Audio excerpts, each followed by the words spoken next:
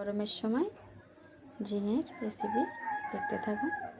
দেখুন কিন্তু জ্যান্ত মাছ বাজার থেকে এনেছি। দেখুন আমার মাছ ভাজা হয়ে গেল। দেখছেন জ্যান্তই মাছ, কিন্তু এটা কেনা মাছ, পুকুরের মাছ না। কিন্তু কারেন্টটা লোডশেডিং হয়ে গেল দেখছেন। তো আমি কিন্তু সবজিটা সাদা করেই রাখবো। ঝিঙে আলু বুঝতে পারছেন গরমের সময় ঠান্ডা সবজি, গুঁড়ো লঙ্কা দেবো না বেশি। তো দেখুন এতে কিন্তু কাঁচা লঙ্কা আমি একটু গুঁড়ো লঙ্কা পরিমাণে তবু অল্প দিই, আর সর্ষে বাটাটা দিই, খুব ভালো লাগে। মানে ঝিঙেতে একটু সর্ষে পড়লে খুব ভালো লাগে। তা দেখতে থাকুন, আপনারাও এভাবেই বানাবেন, ট্রাই করবেন। তো এর সঙ্গে আমি বেশি কিছুই দিইনি, জানেন, কাঁচা লঙ্কা জিরে বাটা কিন্তু এর সঙ্গে।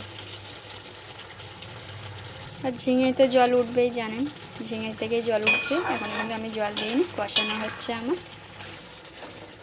গরমের সময় এখন এইসব সবজি খুব ভালো লাগবে খেতে। দেখুন আমার কষানো হচ্ছে, একটু গুঁড়ো লঙ্কা দিলাম বলে একটু লাল টাইপের হয়ে গেল। তো দেখতে থাকুন। তো দেখছেন মাছ দিয়ে দিয়েছি, দেখছেন। তো দেখছেন আমার তরকারি কমপ্লিট, ঝিঙে আলু মাছ। গরমের সময় আপনারা ট্রাই করবেন এইভাবে।